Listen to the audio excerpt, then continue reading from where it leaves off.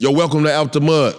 Today we being blessed with a 16-year veteran, one of the 41 guys that go straight out of high school to the league, Cannabis CEO of Viola, my boy, my brother, Al Harrington. And you already know, Out the Mud is sponsored by Prize Pick, the daily fantasy sports app.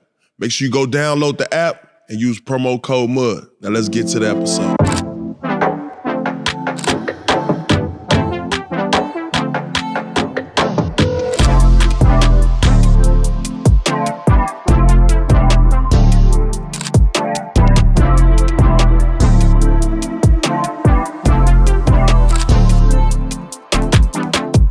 Welcome back to another episode with the one and only, man. Straight out of high school, 16-year career, had plenty battles. My man, 100 grand, Al Harrington. Yo, what's good? My brothers. Happy y'all picked me, man. Y'all niggas so lit, you know what I'm saying? And y'all still messing with an old cat like me, dog. Man, you a legend, man. You a legend. Man, straight out the mud, man. No doubt. For real. Fire. Paid away for a lot of this shit. I know, man, coming out, you know, if you coming out of high school, coming to the Pacers, man, it was, you know, I shit, that's where I'm from. So, you know, I'm like, wow. So, man, me to you, man, just give me your flowers, man. When you came out of high school, I've been on, you know what I mean? So I've been a big fan, you know? Yeah, no doubt. Straight up. Now, it's funny, man. I tell people every time your name come up, I always tell the story about when I first met you. I was walking through the airport in Indianapolis, and you walked up to me same way, like you was mad excited, like, yo, Al Harrington, what up, what up? And we chopped it up, and he was like, yo, I'm be in the league, bro. I'll be there like in another year. I told him that story. I said it, bro. Y'all he heard was it. there. Ain't no cap in my rap. He was there. Listen, that's my boy. That's why I told TA. I said the same thing. I seen, I'm like, we going on the AAU tournament. So I'm like, damn, look like he was sitting in the Suburban. He was driving, younger. The new Suburban. I'm like, damn.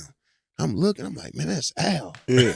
I walk up to bro. He in the truck. I knock on the window. You let the window down. Man, what's up, man? Woo. Man, good luck, man. I'm going to be there in another year, for real.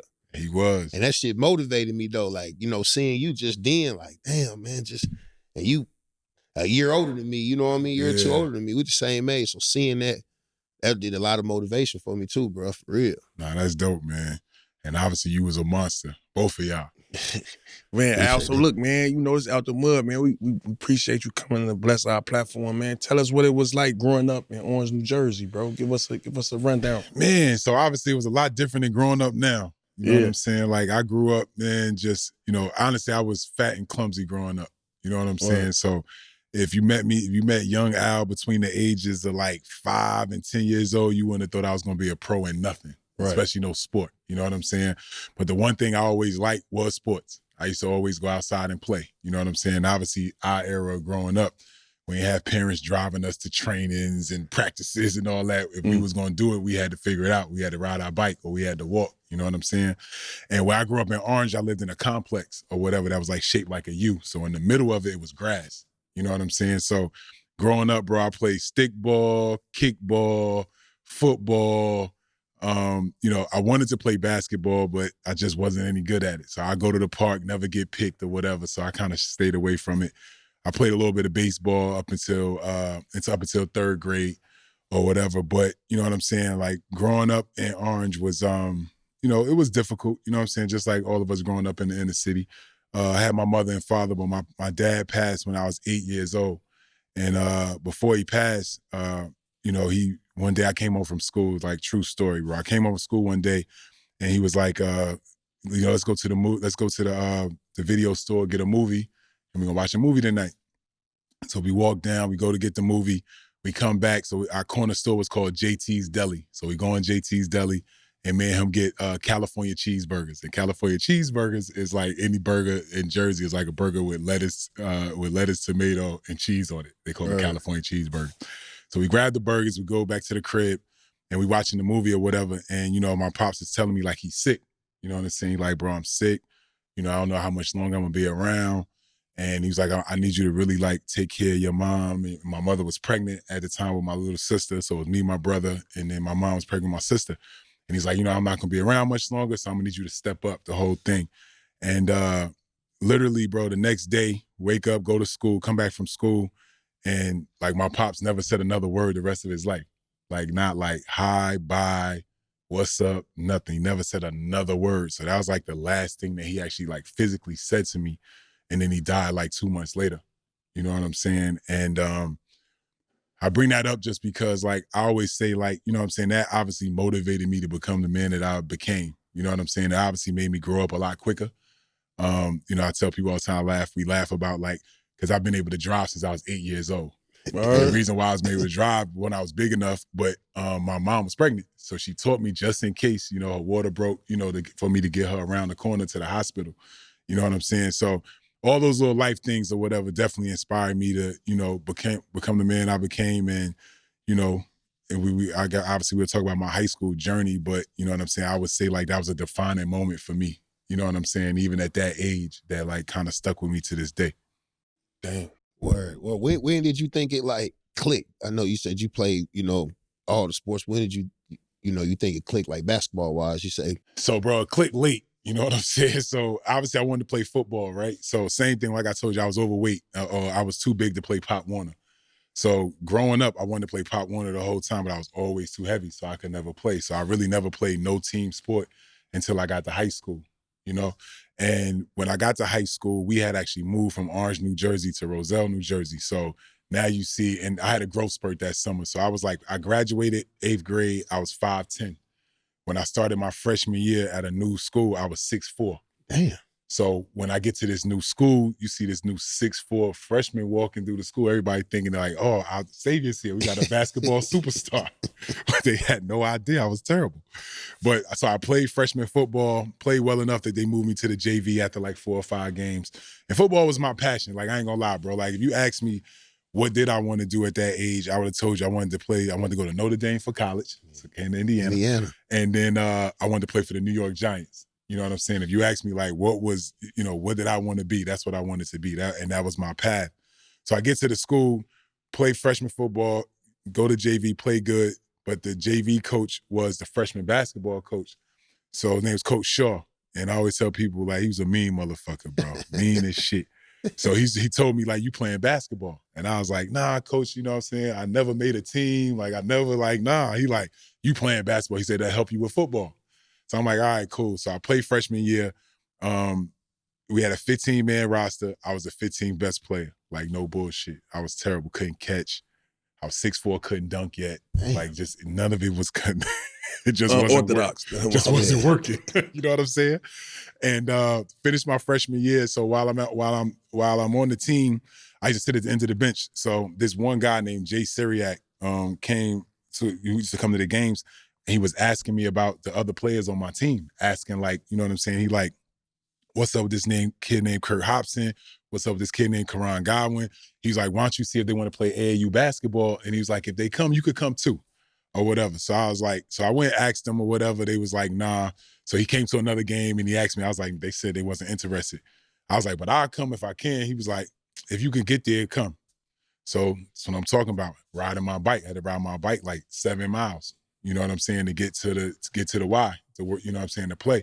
And started working out with just him and then a guy named Sandy Paglione. And I know y'all had to run across him at some point in AAU or whatever. He's, you know, white guy, like red hair, and he screams all game. Like he coached me, Kyrie, Shane Holloway, like a bunch of studs. You know what I'm saying? And pretty much, man, like I started working out with him and he kind of took me under his wing, man. He just started showing me like the fundamentals of basketball. And it's funny because like as we watch how our kids train and all that right now, it's 2 balls, it's 8 balls, it's all this different shit, right? But I had 1 ball, bro. And like I had the handle, y'all know I had handle, you know what I'm saying? I ain't gonna say I had the best shit in the world, but my shit was tight. Yeah. Bro, I used to do fingertip basketball drills, like dribbling up a line with my fingertips on the ball. That's all I did. I never did 2 balls. I never did all that shit. Yeah. I just developed my fingertips and it gave me control of the basketball that I can pretty much do anything that I wanted with it, you know? So it's just like he was just teaching me like simple shit like that. And right before school was supposed to start in like 3 weeks. I play in this tournament with him and at Seton Hall University. And I guess I played well. I don't really think I did anything, but I played well enough that Coach Hurley, which is a coach of St. Anthony's, and then Kevin Boyle both reached out to him and was like, what's up with that young kid? It's like, he looked pretty good. Now I'm probably 6'6". They like, dang, he look good. Like, what's up with him? And Sandy like, well, he's rough around the edges. We're working on it. He was like, well, shit, we'll take him. So at the time, I wanted to go to St. Anthony's, but St. Anthony was just a little bit too far from where I was. St. Pat's and Elizabeth was a lot closer to Roselle. So I ended up picking St. Pat's, went there, played with Shaheem Holloway. He was the number one point guard in the country. And same thing, bro. I started, but I was terrible. Couldn't catch still. I could dunk now. What's this, your sophomore year? Sophomore year. Yeah. I could dunk now, but I still couldn't catch. So like Shy throwing no-look passes. You ain't looking at me. You throwing me the ball. How am I supposed to catch it? He dropped You was green. He cussing me out, bro. Like he's like, you big motherfucker. You can't catch shit. Bro, I ain't gonna lie to y'all, dog. And listen, bro, I've always been ultimate confident in myself, but that nigga used to go so crazy on me. I would hide behind my man. Like, my man rotating? I'm rotating too. Yo. You ain't even gotta throw me the ball, bro. I don't want to hear that shit. Because I'm gonna drop it. You know what I'm saying? But went to St. Pat's, bro, and then like I said, sophomore year wasn't that good. That summer, I just worked my ass off, bro. You know what I'm saying? And Sandy was a big part of that. Even Kevin Boyd was a big part of like the development. But as I kept working, I just saw the results. You know what I'm saying? And I think that's one of the biggest things that like I tell this younger generation, like whatever you want, especially in sports, is in the gym. That's where it's at. All the money's in the gym. All the attention's in the gym. Everything that y'all really think that y'all want is right there in the gym. If y'all live in there and go and work, things will work out for you. You know what I'm saying? And that's what happened for me, bro. So I went from a no-name sophomore on a top 10 team in the country. Junior year, played well. That summer, went to Nike camp, had to play against Q Rich, Shout out Corey to my boy, Maggetti, all those dudes or whatever. And I went to the camp, and I think me and Q was like co-MVPs of the All-American camp. And after that, Al Harrington was like kind of there. You know what I'm saying? And then that year, I will say my junior year, I had a game against Lamar Odom. And that's when I really got put on the map. You know what I'm saying? I bust his ass that game. And big shout out to LO. That's my nigga too. Like, you know what I'm saying? But I got the best of him that game. Yeah. And then that's when I got like name recognition. You know what I'm saying? You start looking, you see your name. Everybody start paying attention after that game. So I always say like, I got my rep off LO. You know what I'm saying? Right. And bust my ass. And that my junior year, I will say this was the biggest thing that at the time I felt like, when I had to really look at my own game was like where I was lacking. And it was like shooting. I just felt like I wasn't a really good shooter. And my AAU coach, the guy I'm telling you, Sandy, he was like, if you want to become a better shooter, he said, you got to be committed to making 2,000 jump shots a day for the next 2 weeks. And I don't know if y'all ever made 2,000 jump shots in a day, but it takes like 8 to 9 hours to make. I ain't never thought about that shit. I'm king of the clanking that motherfucker. Damn, 2,000 makes? 2,000 makes for 2 weeks, bruh. I had to do an hour in the morning. I had to do 1,000 in the morning and 1,000 in the evening. I had to break it up. You can't go straight through. But that was to answer the question. I know I went all over the place, but like that's where it all clicked. Yeah. And I just felt like at that point, bro, like my confidence was at a point where I was just like, I'm a bad motherfucker. You know what I'm saying? And I just took off. And everything is confidence. The reason why we all are where we are in life, and especially what we accomplished in basketball, is because we don't have a real, true perception of reality. We all think we Superman. And that's what it takes. It's 30 million motherfuckers that want to play in the NBA, but there's only 450 jobs. So we really special. You know what I'm saying? That we all might have little deficiencies in what we're good at and what we're not good at. But it's right here is the reason why we made it. Because everybody got the same tools. Everybody can run. Everybody can jump. You know what I'm saying? Niggas, like you said, you might have been clanking. So niggas like, he can't even shoot. But nigga, you was big impact. Damn right. Like huge impact in the league. You know what I'm saying? Yeah. And that's because you knew that you was the guy. Yeah, for sure. But being that same person, you obviously you won Nate Smith Player of the Year, eventually getting to the All-American game. What was some of the cats like in your state like that you had to like just face up against? So I would say like when it was like really during my like last 2 years, it wasn't really no real big guys in the state. Tim Thomas was the guy. Yeah, You know what Tim I'm saying? was So it was big. like Shout really out my Tim. boy Tim. Yeah, it was like Tim, then me.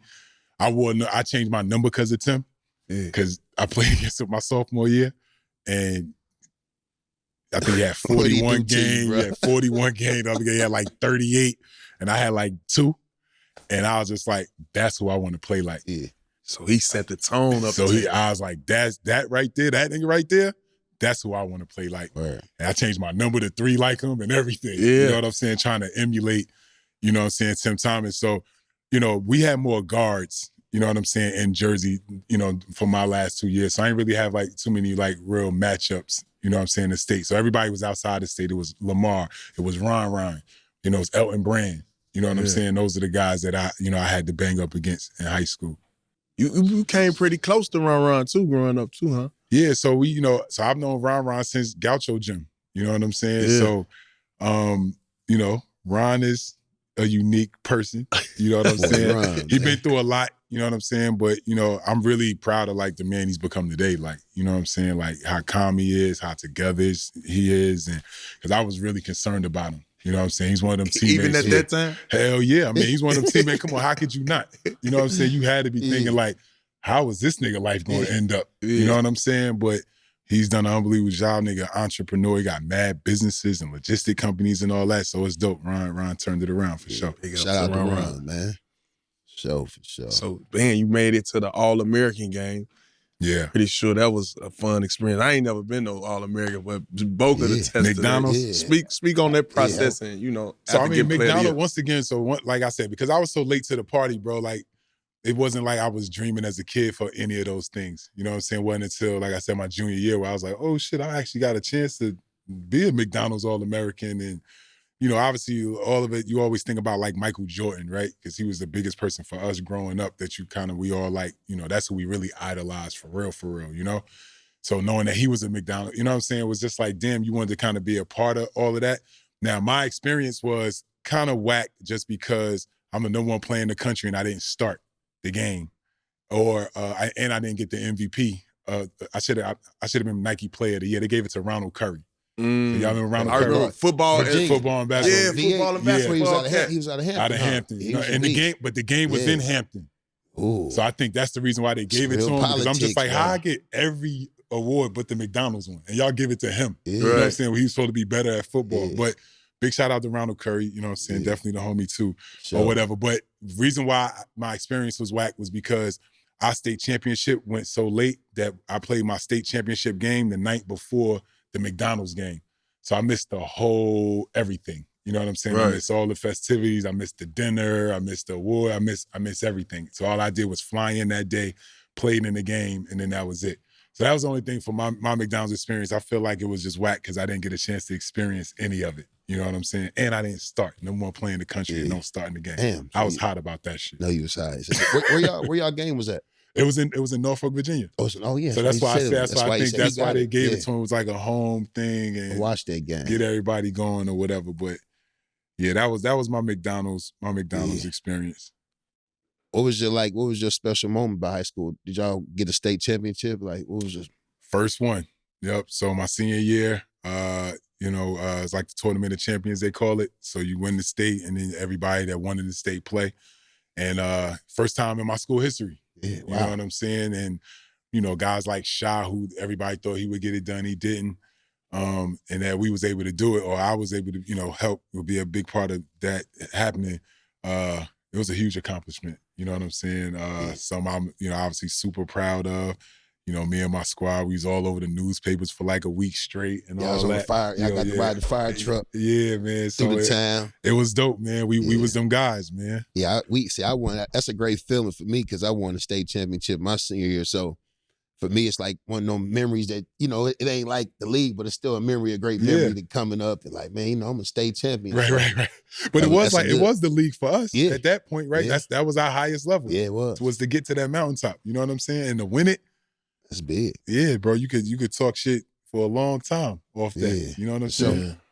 So like, yeah, so after that, like colleges. So tell me, like, what were colleges? I know you did what you did coming out of high school, left out of high school, but was there ever college in the picture, bro? Like, did you think, okay, damn, I might go to school for 1 year like me.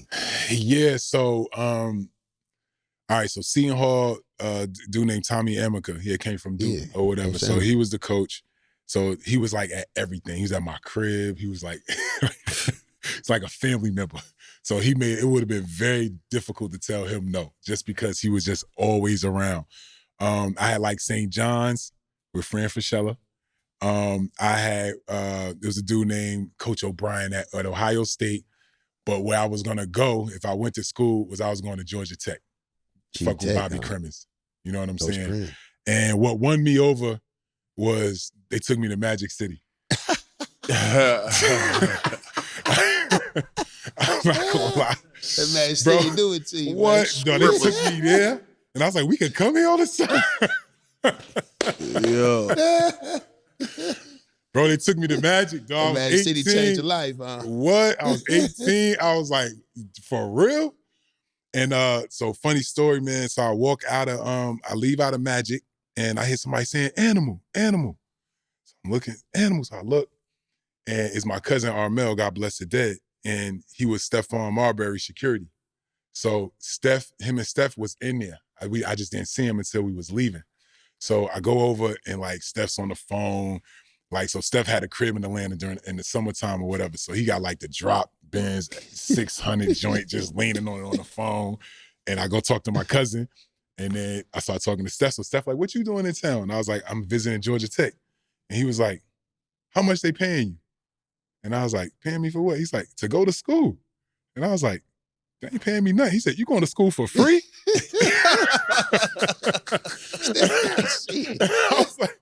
I was like, I ain't commit. No, he was like, bro, what is his name? Oh my God, I just seen the coach the other day, dog. I just seen him 2 days ago. Steph was about the NIL bro, early. Steph was like, call him. His name's gonna come.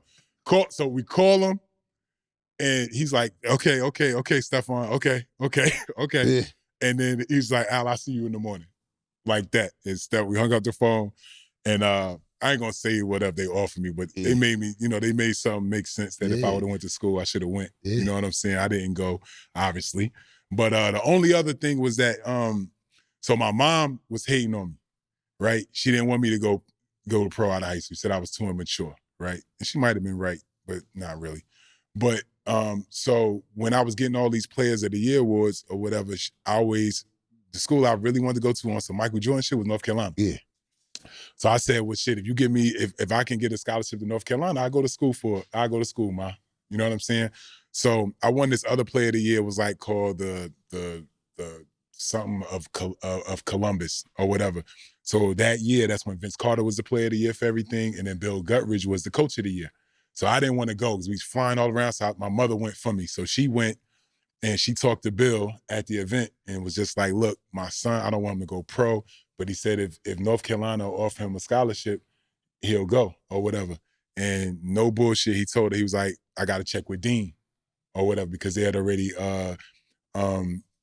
accepted Jeff Capel. Yeah.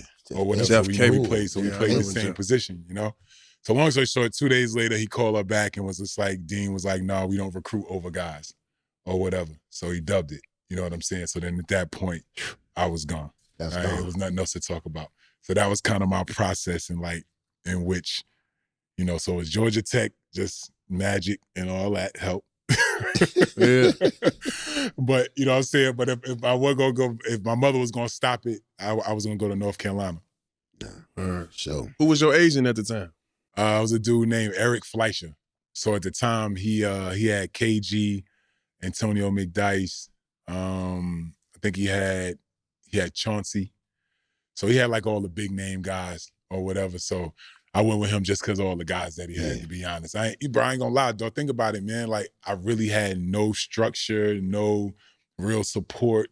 I had nobody around me that had ever been through any of this. You know what I'm saying? That's how it was for me, bro. Yeah, bro. We was just making decisions literally off our gut. Like, all right, I think I like him. I'm gonna go that direction. Or whatever. But at the time, he's one of the top agents though. Yeah. Eric Fleischer. Draft night. Speak about draft night. How draft night went, man. So draft night was let me get draft process. Okay. Went through the process. I felt like my best workout was with the Knicks. Me and T. Lou. We worked out together, so it was like a 2-on-2 kind of thing. Me and Lou played against two other dudes who killed. Felt that was my best one. The Milwaukee one I thought was good, but Orlando, I take that back. Orlando was my best workout. So the Orlando one was my best workout. So I played so well in Orlando that they called me back for another one, like 3 days later. But this time when they had me come back, they had me play against the players. So like Bo Outlaw was in there, Penny was there, and I cooked, killed. They tell my agent after the workout, don't work out for no other teams, we're gonna draft him. Or whatever. What pick so at was this this? point, they had 3 picks, bro. They had like the 9th, the 11th, and the 14th. Y'all should look it up and y'all can fix it when y'all do the thing. They tell you to shut it down. They tell me to shut it down. So Houston also had 3 picks, right? And went there, played well there. They said they liked me or whatever. I went to Atlanta, Milwaukee, like I said, and the Knicks. That was all I went to, right?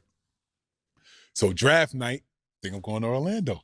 My agent we all think we going to Orlando. Don't know which pick, we're going to Orlando. Did you go to draft or was you at the house? So that's so crazy. So me and Rashard Lewis was the high school kids that year. The 2 days before the draft, they sent us a letter telling us not to come to the draft. Word. He went. Remember, he was in the green room crying. Yeah. Remember that? Because he didn't get picked in the first round. But they told us not to go. So I didn't go. He went. I had a party in my neighborhood, South Orange, New Jersey, at a spot called Nisi's Soul Food Restaurant. About 60 people there. You know what I'm saying? So got my little bullshit suit on. You know what I'm saying? I'm him, right? Got my little expedition outside. Just got with the system in it. The video game flopped down off the, you know what I mean? I'm TVs in the head. I'm loaded. Let's get it. Draft start. Waiting, Orlando pick. Boom, don't pick me. I think they picked like Michael Doliak. Then they picked like Keon Clark. Then the third pick, they picked like Bryce Drew or one of like some little guard or something. So I'm like, so now I'm looking at my agent. I'm like, nigga, like, what's wrong with you, homie? I'm like, what happened? You about to get fired. I'm like, what happened? So, bro, I'm sitting there, and the Hawks workout was my worst workout because I had food poisoning. But they act like I was faking. Like the coach that was like handling me was kind of acting like I was faking, but I really had food poisoning or whatever. And so now their pick come up. I think they was like either the 20th or 22nd pick. They picked Rashad McLeod. You know what I'm talking about? Play at Duke too. Or whatever. So now, bro, I didn't work out for nobody past there. I didn't work out for nobody past Atlanta. So I'm really sitting there thinking like, damn, I made the wrong decision.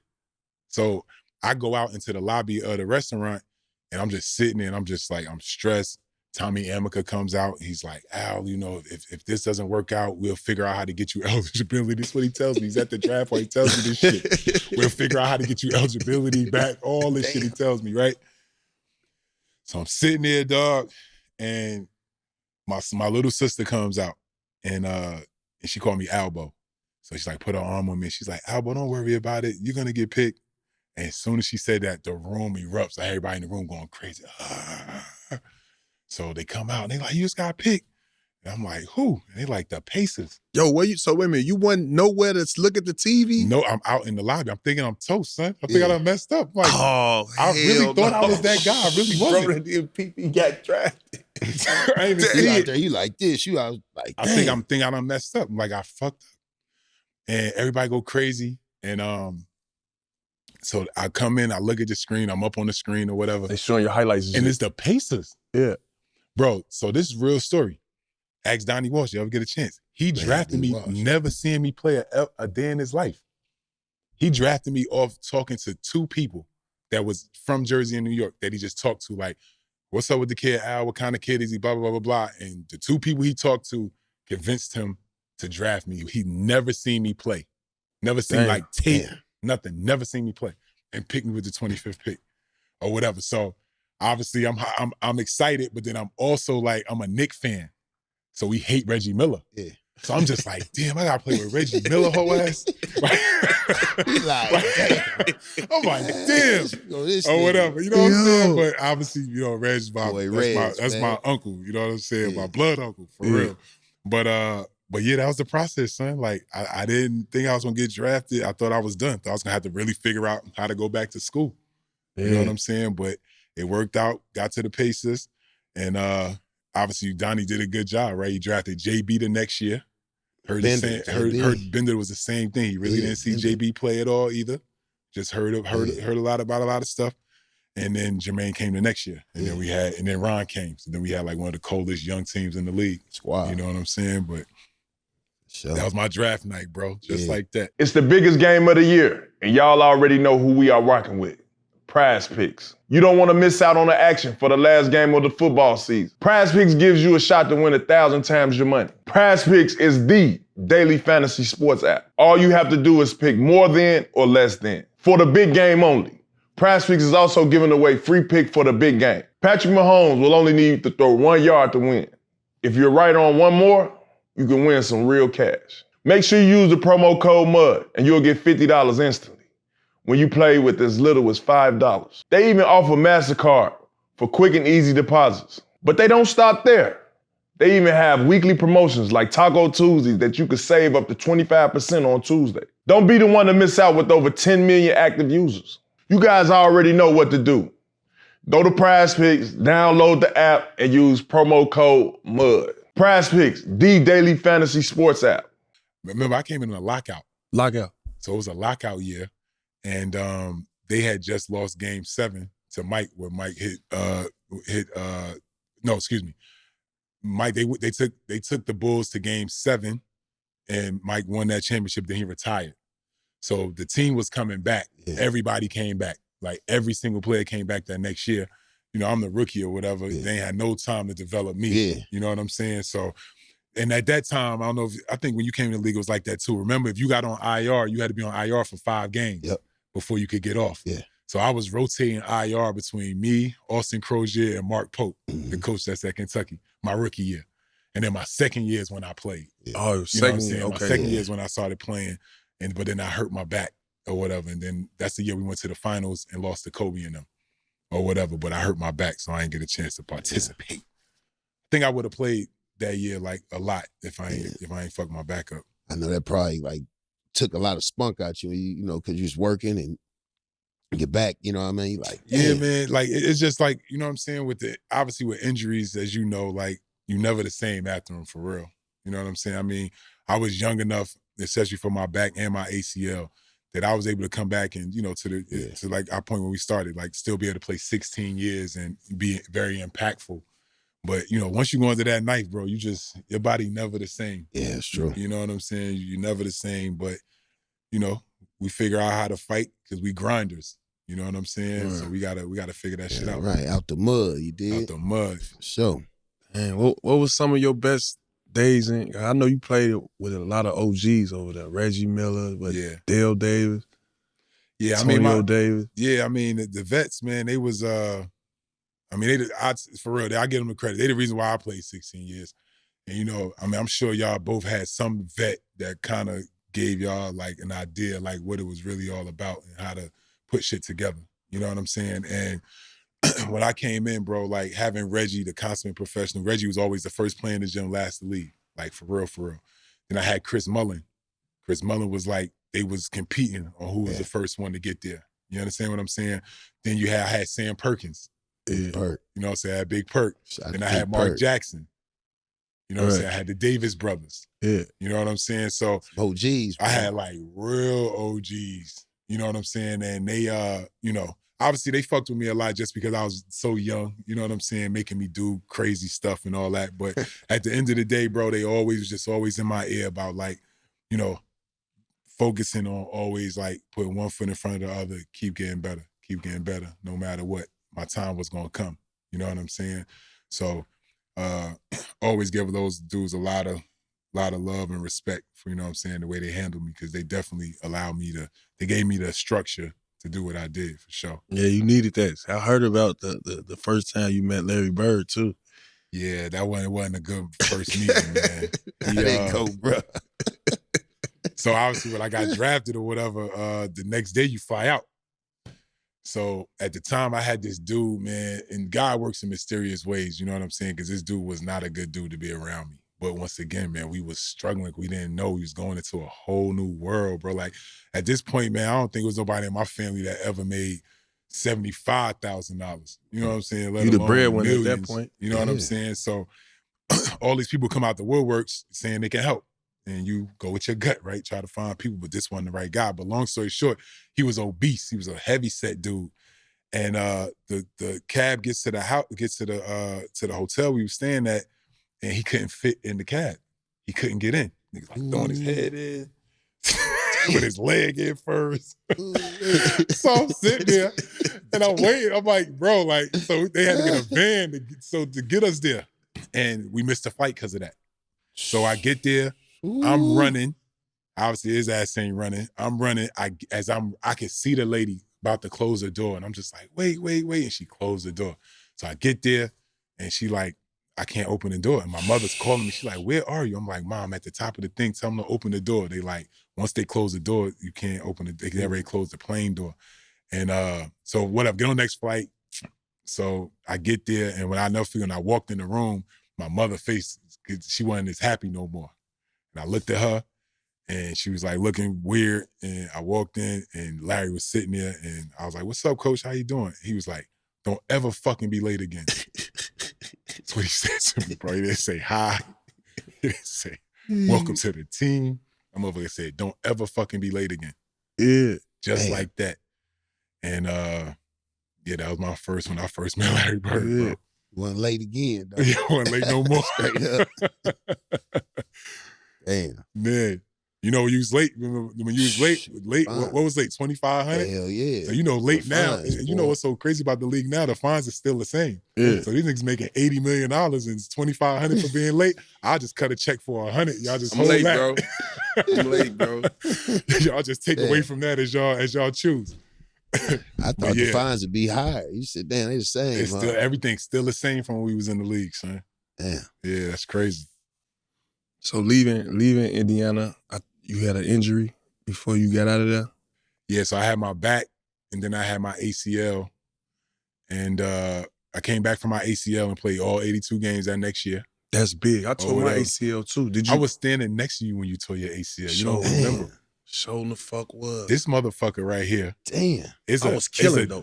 He was cooked. It was a dead ball. Right? You know how everybody do that shit when somebody shoot the ball and they go up and jump to get it? Yeah.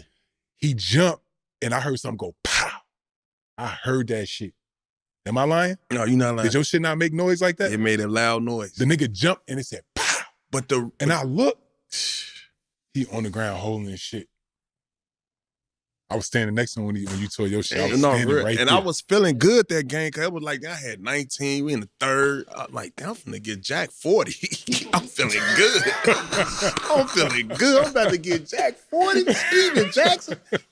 Man, as soon as I fell, Al came, you all right, don't move. And Jack was like, why the hell you do that? He's snapping on me like, why the hell you do that, man? I heard his shit pop. And man, I ain't on front, bro. That was a devastating moment for me. But speaking of the ACL, how was your rehab? How did you get discouraged in that process, or like what was going on? Man, I ain't gonna lie, like all my rehabs, I feel because I've had 16 surgeries to date. Damn, that's out the or mud. whatever. I don't have so many surgeries. I actually like surgery now. I like the way you feel, like when you wake up from that shit and all that shit. That high is the best high ever, son. Like, I swear, if I could feel like that every day, I would do it. I see why, like, when people like be going after it, I get it. Yeah. That shit is the best feeling ever. I love surgery, good, but that's a whole nother thing. Damn. But during that time, remember when no real technology and all that. So I was kind of scared, like not knowing if I could get back. Just a little bit, you know what I'm saying? Just not knowing. But I had this lady named Julie Bender who was my therapist or whatever, and we had we grinded, got back. Like I said, played the whole season that next season. The next year, I think I finished like second place for sixth man of the year or whatever, and then that's when I asked to be traded. And I found out that the grass is not always greener.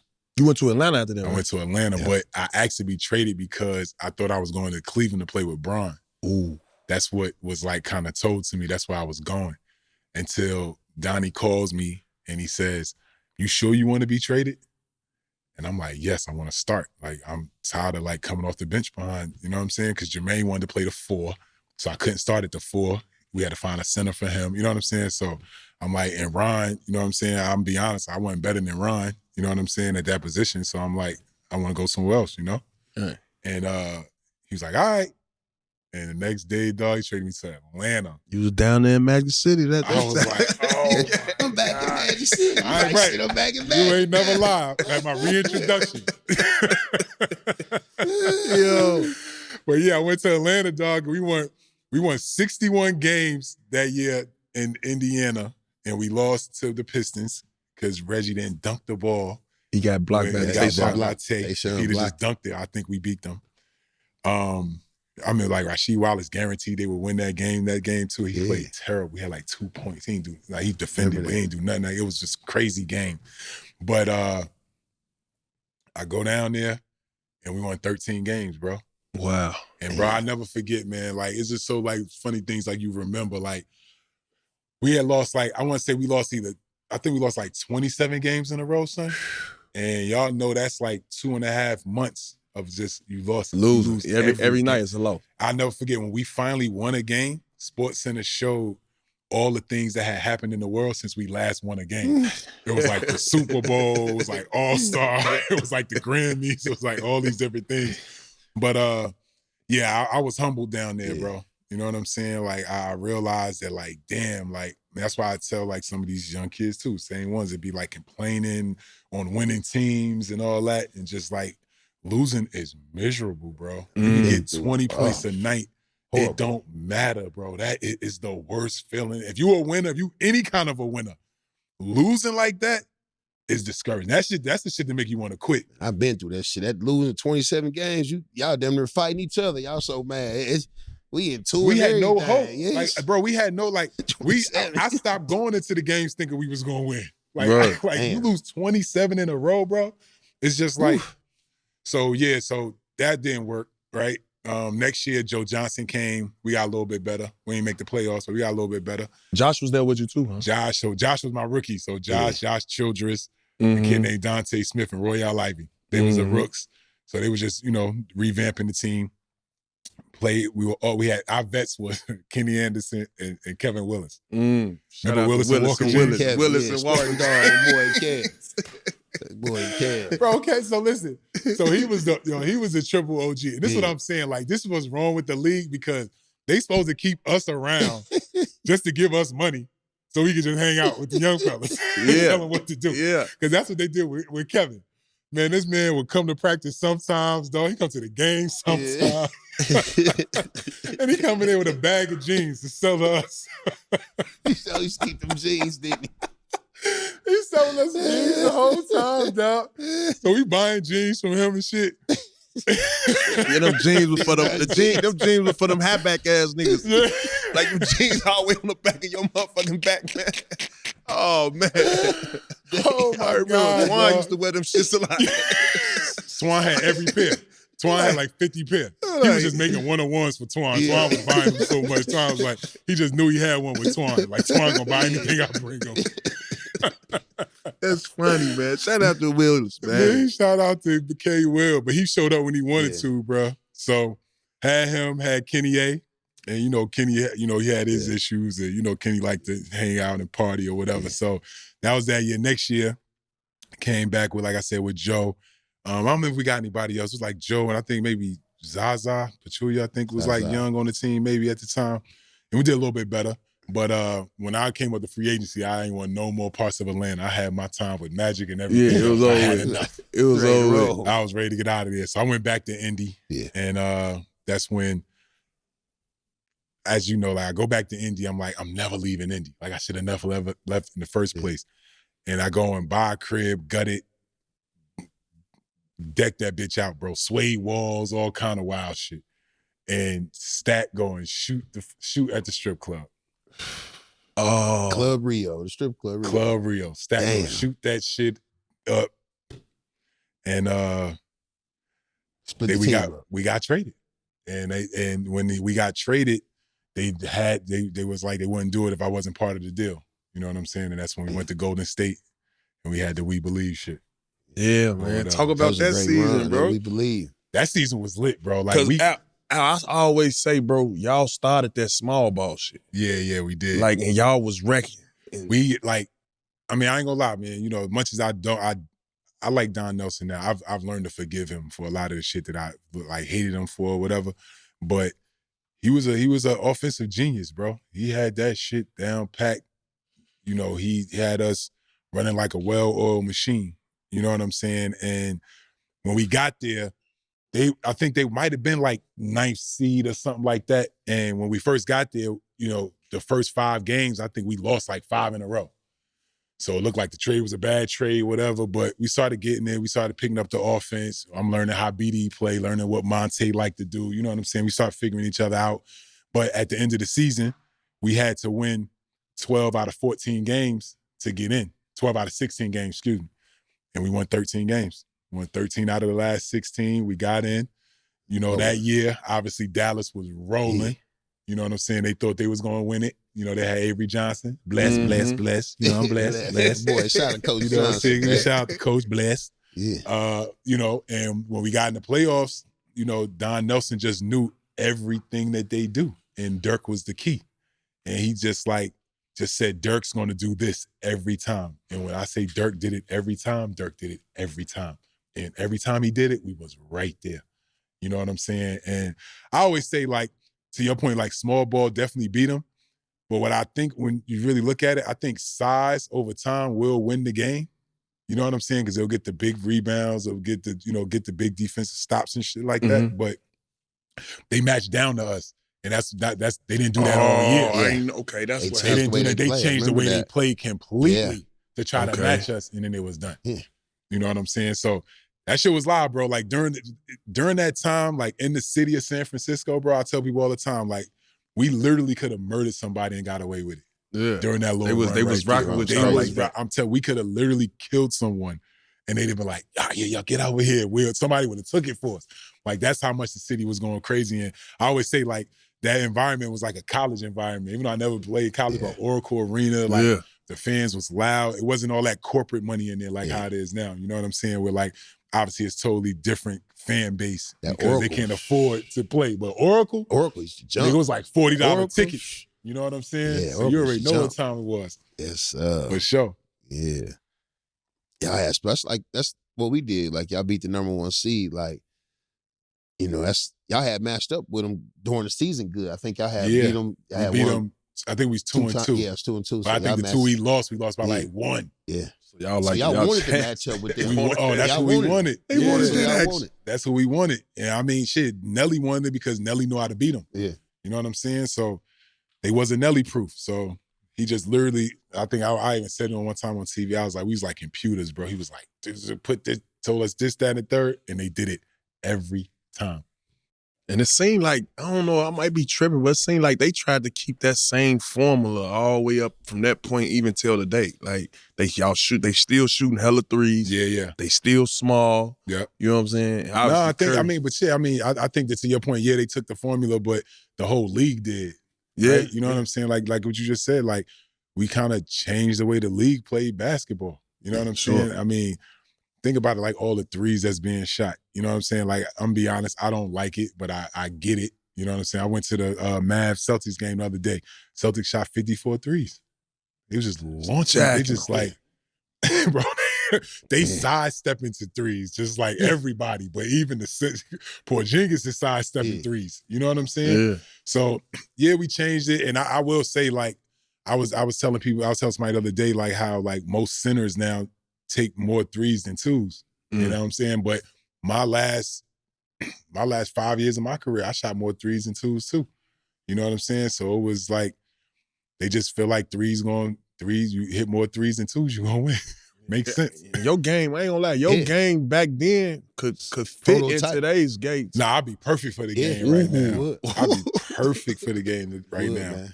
But you know what? It's funny. Like, I think about, like, you, Bo, like, so it's funny, I was watching your clip the other day, you talk about the help. You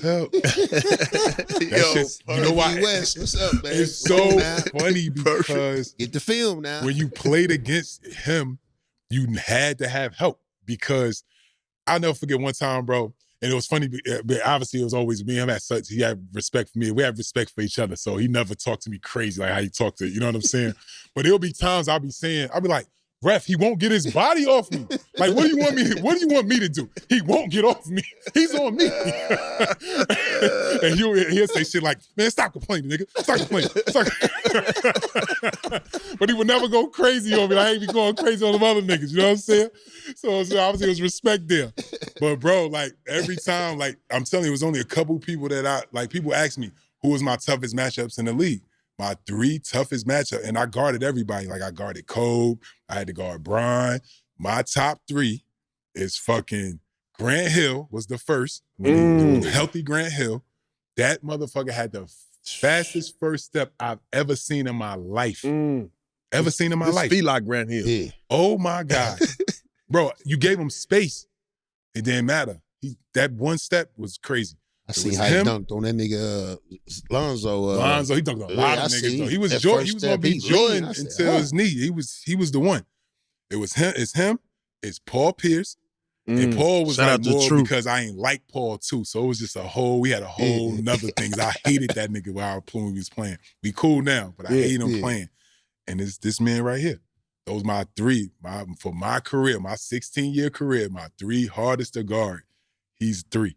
Like, he's on my top 3. And it was because this motherfucker will wear you down offensively and defensively. I'm like, I'm on, why you still on me, bro? Like, bro, you should be helping, nigga. Like, why is you? It was just like a wrestling match with him all game, bro. Like, when he get off my body, like, nigga, just take me out. But yeah, bro, that is cold, dog. Cold. Wear you out, bro. You gotta ice your whole body after playing against Lebo, dog. Man, we had some good battles though, man. Shit, you was hard to guard too. Like bro said, you was on the perimeter. You know, they had you picking and popping, shooting threes, so I had to come out there on the perimeter to guard you. So shit, we battled, man. Nah, so, for sure, dog. For sure. Man, what was that Reggie Miller hazing story, bro? You got to tell me about that. I've been Is that the asking about hazing? the hazing story with Reggie, man, because they used to throw the rookies. What they used to do to us in Portland, they had all Sheed and all of them, Ruben. They'd pick you up and throw you in a cold tub. That was their rookie hazing. Okay. So for them, Reg was just he's like he ain't like me. Yeah. You know what I'm saying? It was just like everything was just like, like any move I make my cross. It's like, that was nasty. Like, just, like that's how he hazed me, dog. I ain't gonna lie, bro. Listen, Reg used to be like, ew. Hey, bro, I think I'm in my bag. In my bag, he's like, oh no. Damn. Bro, I was in my bag. I was not in my bag with Reggie. So that's what he used to do mostly. Like, he's just make fun of me, bro. And like, during our time, it was like we had to carry like backpacks. You know what I'm saying? So I had like a Dora the Explorer backpack, and it had everything, and it had like all kind of stuff like baby oil. That was kind of aggressive. But like just. It had all kind of crazy shit in the bag. You know what I'm saying? So they made me do that. They used to make me I had to have like Krispy Kreme donuts warm. Yeah. With orange juice every morning. And then just I had to carry like, and I think y'all might have had to do this too. Remember when we land, you had to take the bags off. Yeah, I had to do that. You had to drop off the bags. You know what I'm saying? But one day in practice, it's funny you bring that up. It was like he was just picking on me, bro. And I remember, man, I went home and my mind was made up. I was like, they must be testing me to see if I can like fight or something. Word. You got fed up with the shit. Yeah, I'm like, they gotta be just seeing like, I want to see if this nigga can fight. So I was that like, Orange New Jersey came out your ass. I'm like, all right, they want to see if I can fight. I figured it out. That's what it is. So I was staying with Antonio Davis. He let me live with him my rookie year because it was a short season. He's like, don't waste no money getting a spot. Just stay with me. So he had this big ass house in Indy or whatever. So I'm sitting in the kitchen and he could see it in my face. So he walk in and he like, what's wrong with you? He's like, what's wrong, Rook? And I'm like, man, I'm chilling, man. He was like, nah, what's wrong with you? I was like, man, I'm just tired of this shit, man. I'm just like, every day, bro, like every day. Reggie, Mark, I can't do nothing right. This nigga's always, I'm like, fuck it. We gonna fight tomorrow, man. Like, fuck that. I'm just gonna fight. So as soon as he say something, he said, I wouldn't do that, young fella. He was like, I would not do that. He's like, that's how you get your ass out the league. Right. Fighting Reggie Miller, nigga. For real. Hell no. So he talked me out of it, dog. I was just like, all right, I just got to deal with it. Best advice he could have gave. Best advice he could have gave me, dog. That was the worst thing I could have done. Was going in there wanting to fight the next day. But dead ass, bro. Like after that, man. Like after my rookie year, Reggie took me under his wing. Like 9/11, when 9/11 happened, I was with him at his crib in Malibu. You know what I'm saying? We jumped up, saw the shit. I wake him up, show it to him. We go to the gas station, fill up the car with gas, get water and shit. Had no idea where we was going. We in Malibu. Like, where the hell we going? You know what I'm saying? And I never forget, like when I first bought my first crib, he bought me this big ass arcade game, shooting game or whatever. So Reg, obviously, like, you know what I'm saying? That's my big bro. Indiana legend, man. Yeah, Indiana legend, dog. Man. Yes, sir. Yes, sir. So he was annoying though. out That's the my mud. Chris. You got a chance to get back to the East Coast playing for the Knicks at one point too. Yeah, that was living my dream right there. You wanna know how I got traded there? Yeah, talk to us. I can tell the truth. So played in Golden State that last year after we believe we won. No, I say it, but we came back the next year. We didn't make the playoffs.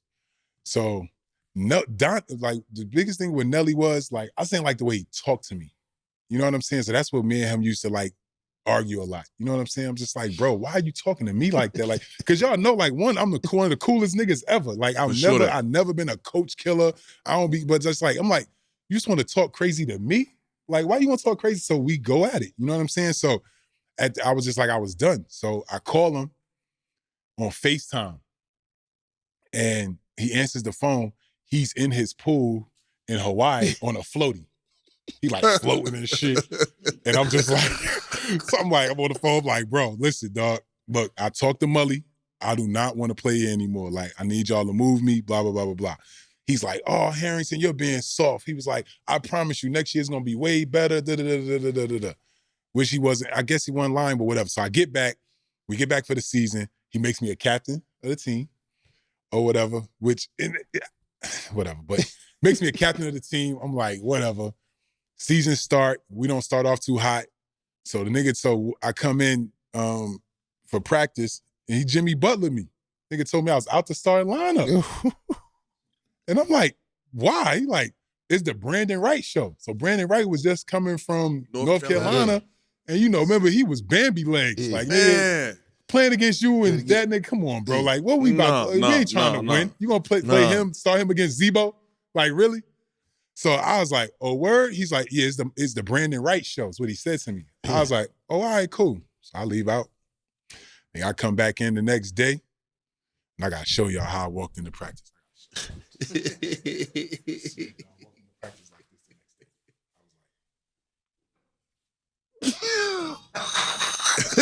What the fuck was wrong with you? He got injured last time. He pulled the muscle. My back. Ooh. My back fucked up.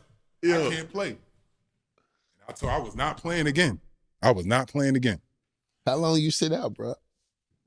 He wasn't finna play behind no goddamn Brandon Wright, man. We played with Brandon Wright, man. Dog, Come on, man. I was not playing again for Golden State. I was not playing while he was the coach. I went to LA and did rehab on my back. Was something really wrong with your back? Huh? So listen. So this is what happened. So this summer, the summer before, let me tell you some real shit. So the summer before, I see Donnie Walsh. I'm going to Philippe Chow in New York. You know what I'm saying? The one that was on 59th or 60th, excuse me. It's the spot. Notice the spot. I'm driving through and I see Donnie on the corner smoking a cigarette. Pull over. I'm drunk too. Pull over, get out the car, give him a hug. Because remember, he drafted me and all. Like, Donnie, what's up? He's the GM of the Knicks now at this time. hug him. I'm like, Donnie, you know my dream is to play for the Knicks. Like, bro, like, you got to figure out a way to bring me home. That's what I tell him. He like, you really want to play in New York? I said, man, it's be a dream of mine. Want to come. I think you was on the team during the time, too. I'm like, man, I'll come, just please, I'll come. I'll sit behind, I'll play behind Bo, everything. He like, all right, we'll see what we can do or whatever. Last time I saw him. So then I go through the whole shit or whatever. My back was fucked up. They traded for me. Allegedly. Knicks traded for me. So obviously, I get there, and I got a game like the next night. I got 30. Yeah. With a bad back.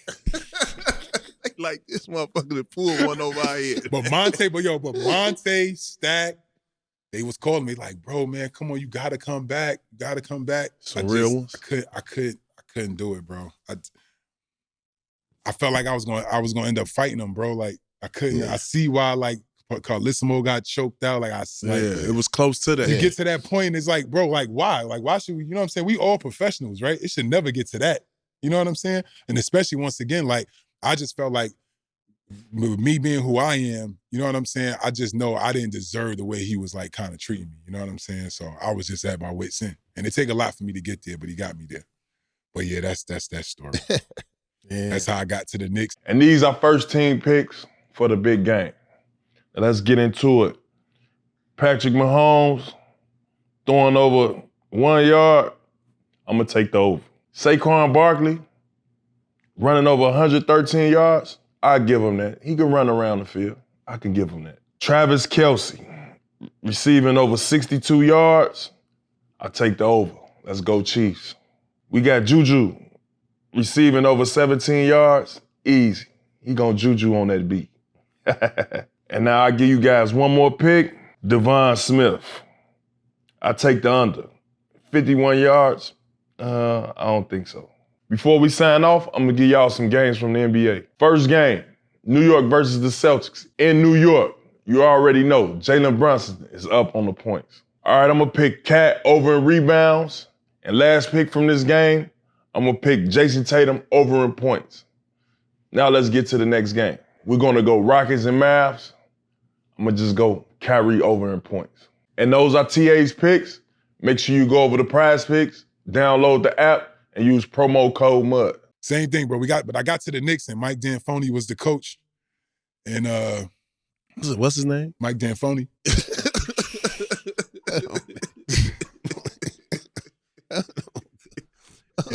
Fake as hell.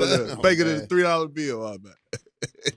Like, bro, we getting our ass kicked on defense, and we tell him, me and Larry Hughes come in the office and say, Coach, we will have the guys come in 30 minutes early just to go over defensive principles so that we can just be a little, because we were scoring mad points. Yeah. Get points. All his teams do that. He like, defense ain't the problem. That's what he told us. Defense ain't the problem. Defense ain't the problem. Get out of my office. Defense ain't the problem. Yeah. So, you know what I'm saying? Like, and I'm from there, bro. So that's why we talking about the losing So at you the want the crib, bro. competitive- Like, I can't even go nowhere. Yeah, the I'm averaging competitive 20, but I'm losing every night. Like, what are we doing? You know what I'm saying? So, yeah, that was my Knick days. But I had a year and a half. It was a good run. You know what I'm saying? I got a chance to play in the Garden. I remember, man, I always had butterflies before every game because I never wanted to get booed. Yeah. You know what I'm saying? I tell Jared Jeffries, bro, like, I don't know how he did it. Yeah. Maybe they would boo him when he My he Indiana started. boy, man. Yeah, they'd be like, Jared Jeffries, boo for the game. They didn't give him a chance to even see if he gonna play well. I'm like, nigga, how did you deal with that? But Yo, everybody That's tough in their own way. Right. that's crazy. And then from the Knicks, you was able to land in Denver. Yeah, Play so with Chauncey and Melo. Johnson, Melo, but Yeah. you know, we had crazy ass George Karl as the coach. I had Kmart too, then, y'all. Kmart was there. Yeah, squad. I think Kmart was coming back from an injury. Yeah. Or whatever. But yeah, that team was interesting too, bro. It was just like, you know, playing with like guys like Chauncey, because you know, Chauncey like 1 year alpha, but you know, he mad smart. He as smart as the head coach every time, you know? So just watching like him and George Karl have their little chess matches would be like always funny as hell, just because Chauncey was just as smart as this motherfucker. So he'd be like, nah, we're not doing that. You know what I'm saying? Just watching how he would deal with George. So I understood why George got rid of him and Melo, because they had got to the point where you couldn't tell them nothing. You know what I'm saying? And I'm not even gonna say they was wrong. I think they was right in a lot of the stuff, but it's just for him, he lost control. But he knew if he got Ty Lawson in there and Aaron to follow, you know what I'm saying? Some young cats. Yeah, they'll do everything he say to do. You know what I'm saying? So, you know what I'm saying? Those 2 years was cool. We made playoffs both years. You know what I'm saying? I remember one of my first meetings with George Karl. He brought me in his office and we talking and he's like asking me like, how come I don't rebound more or whatever? And I was just, cause I think I averaged like 6.5 rebounds. He's like, why you not a non-rebound guy or whatever? So I didn't really have a reason why. I was like, I don't know. And he was just like, then he says to me, he's like, how many games have you won the last couple years? Right? And I'm like, damn. Because I'm coming from the Knicks, so we won like 36 games, 32 games.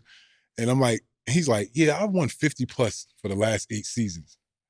I looked at him and I was like, that's crazy, George. I ain't never seen you play. I hadn't. Which why is is he a comparing? fact. Why is he comparing himself? What? I'm like, you the coach? Like, what? I'm like, I literally said that. So I was like, I never seen you play. And he was like, nah, like, I coach teams to win 50 plus games every year. And I was like, well, all right, cool. But that told me a lot about him at that time, you know what I'm saying? And, you know, me and George, we actually have a decent relationship or whatever, but of course he has his flaws. And it's funny, you know, he'll see something, he see me say something, he'll attack me on Twitter about it. You know, he petty. But I always said, like, the biggest thing with him was just like, when we won games, it was because of him. And when we lost, it was because of us. Yeah. He's one of them type coaches or whatever. But it is what it is, though. Yeah, I miss the old league, son. he say I It's miss different. the old league, son. It's different. So What you we think had the about the best. league? We had the best era of basketball. Not knocking these young, because these young kids, their skill level and all that is whatever. But like our era was like toughness. It was skill. It was like you know how to play. It was the mental aspect of it. It was the best era of basketball. Our little 10, 20 years or whatever. What you think about the game now? Like, where's I think the skill level of the game is like at an all-time high. I mean, I think that like the moves they be making and shit, I think they would spin me around here and there. You know what I'm saying? Right. Like, so I'm not knocking it. You know what I'm saying? But I just think that like it's just one style of play now. It's just everything's a high pick and roll, and that's it. You know what I'm saying? Remember, like when we was in the league, you had the triangle offense. You know, when you played against the Pistons, you had to play against the pin downs with Rip with all the little Flex shit that he was actions, doing, the flex. flexing. Now all that's out the window. Everything is a high pick and roll, keep the floor space, and you got the center shooting. Yeah. Everybody, like, even think about how many fast breaks you watch now where we were trained to run to the basket for the dunk. These niggas run To the three. to the Yeah, three. you're right. You're right. It's just like, You run to what's the up middle with of the that paint to too? seal. You know what I'm saying? Like, how you not run to get that too? You know what I'm saying? So it's just changed. You know what I'm saying? I think it's I don't think it's as entertaining. I think that obviously when you get to the playoffs with, you know, everybody start playing defense a little bit more, it gets better. I think the game gets better during that time. But I think that like throughout the regular season, it's become pretty boring, bro. You know what I'm saying? Like, just for me. I'm not knocking their hustle. Like, you know, we all got kids coming up and we want them to get to the league too, you know what I'm saying? So I'm not knocking it, but it ain't what we grew up on, bro. I think our era was for sure the best era of hoop, dog. We had hell of an era, man. We had So hell of matchups every night. Yeah. That's what I'm saying. Like, me and you was Every brothers, night. bro, but like I feel like, nigga, you was coming at me. You know what I'm saying? And I was coming at you, you know what I'm saying? And I don't know, now it's just That competitive ain't just quite there. Like, just you know, not there. And ain't there. like I said, you know, take my hat off to them. They killing it. But I just think about, like, I read something the other day, the other day, this morning actually, where I think Adam Silver's thinking about changing the games to 10-minute quarters. Yeah. I saw that today. Yeah. Just like I don't get Read like why about they keep taking away. Like, what are they? Now I'm trying to figure out what are they trying to accomplish. Like, what are they trying to accomplish from the game now?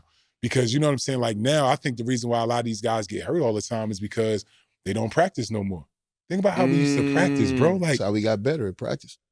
but I also think we trained our bodies to be gladiators. Yes. Yeah. So that's why we could sustain a whole season. That's why we didn't need rest.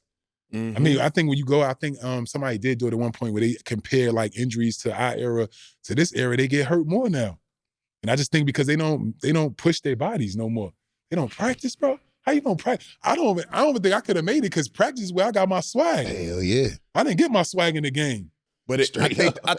I got it in practice. Man, for real, going against Sheed and Arvidas, going against them niggas every day. That's why I got my swag. So I don't even know how. I don't know if I could have made it during this era just doing cone drills and think I'm gonna go in the game and get busy. I need to get that real game in live. You know what I'm saying? Bump. You know what I'm saying? I think now they looking at it like, all right, teams scoring 138 to 130, like they all those that pace, right? That pace is. But the fans are saying that they don't like it. Like they saying it. They, you know what I'm saying? They're showing it. They saying they don't like it. They want to see like defense. They want to see dudes care. You know what I'm saying? Like at least now I'm happy. I feel like ever since they were talking about the ratings down, at least now they doing like a lot of fake scuffles right now.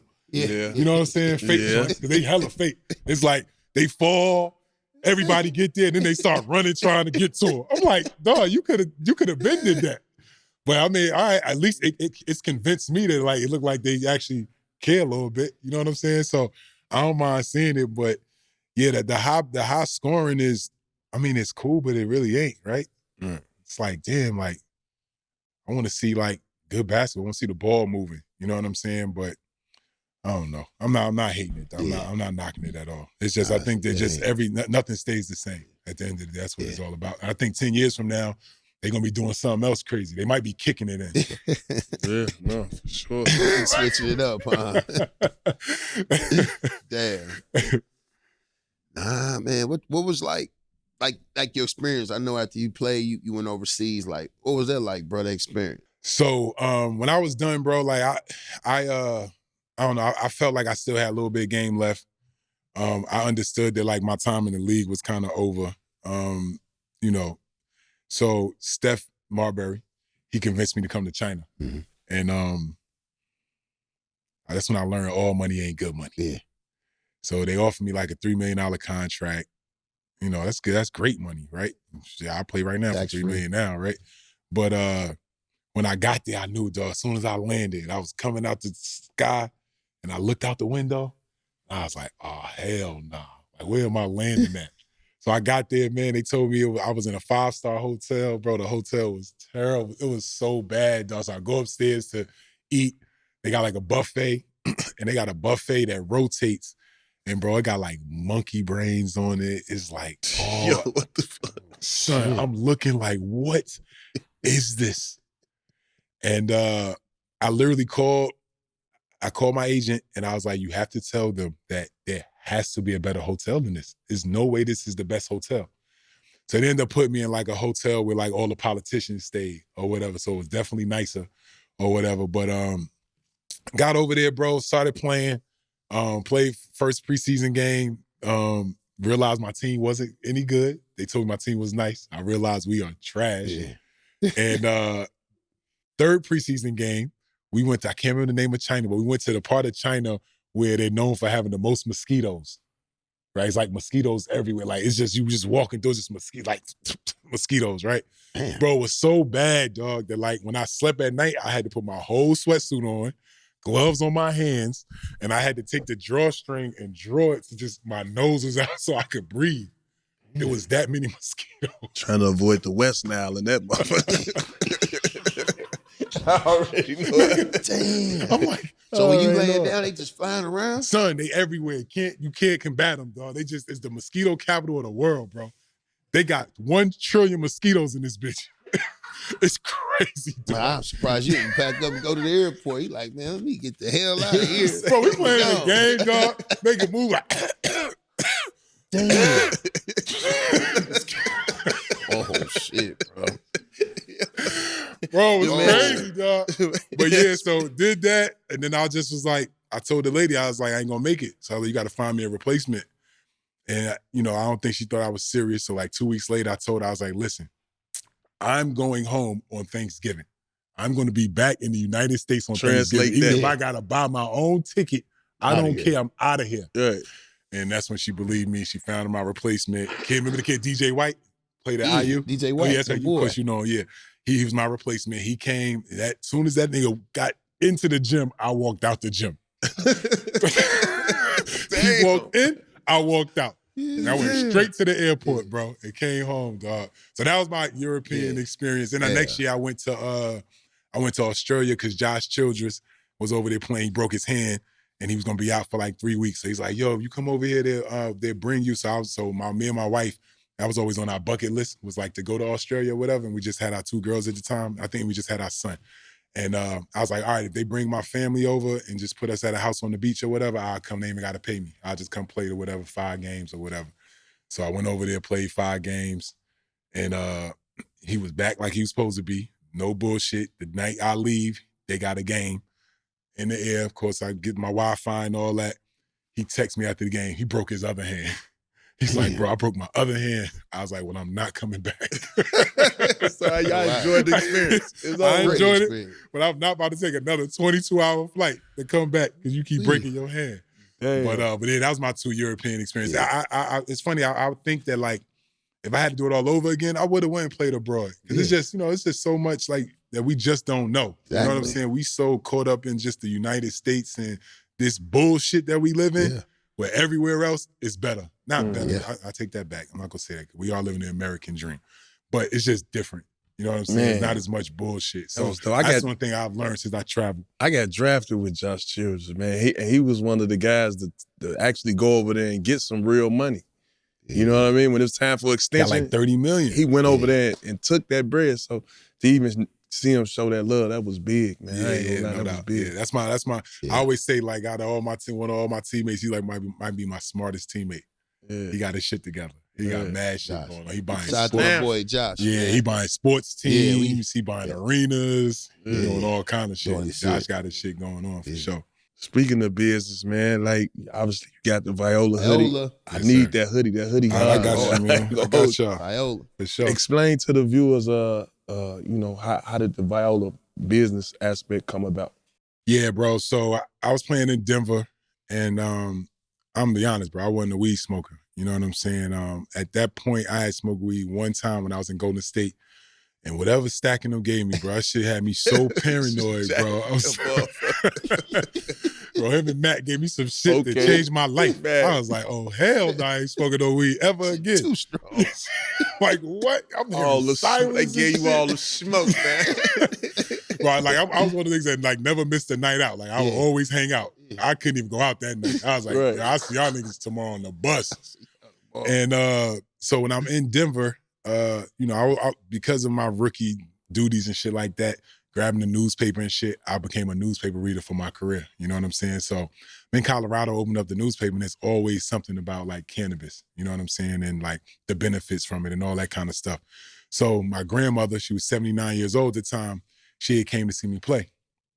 And when she got there, I took a bag downstairs and she asked me to bring a bag back up. So as I'm bringing it up, I hear it shaking or whatever. It's a pill bag or whatever. So bring it upstairs.